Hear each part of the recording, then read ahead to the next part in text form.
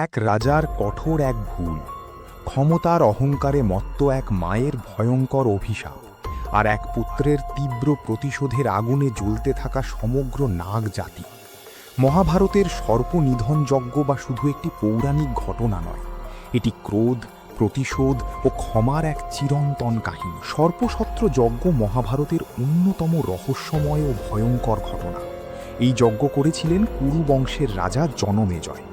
এর পেছনে ছিল তার পিতা পরীক্ষিতের মৃত্যুর প্রতিশোধ নেওয়ার তীব্র আকাঙ্ক্ষা। কথিত আছে, রাজা পরীক্ষিত একদিন বনে শিকার করতে গিয়ে অত্যন্ত ক্লান্ত ও তৃষ্ণার্ত হয়ে পড়েন। সেই সময় তিনি এক ঋষির আশ্রমে পৌঁছান। ঋষি শমিক তখন গভীর ধ্যানে নিমগ্ন ছিলেন, তাই রাজার কোনো প্রশ্নের উত্তর দেননি।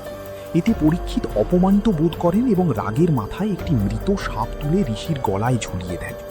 পরে শমিক ঋষির পুত্র সিঙ্গি পিতার এই অপমান সহ্য করতে না পেরে রাজা পরীক্ষিতকে এক ভয়ঙ্কর অভিশাপ দেন যে ৭ দিনের মধ্যে তিনি নাগরাজ তক্ষকের দংশনে মারা যাবেন। অভিশাপ সত্যি হয়।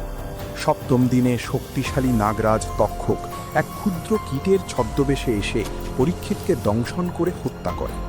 পিতার এই করুণ মৃত্যুর খবর শুনে জনমেজয় ক্রোধে উন্মত্ত হয়ে ওঠেন।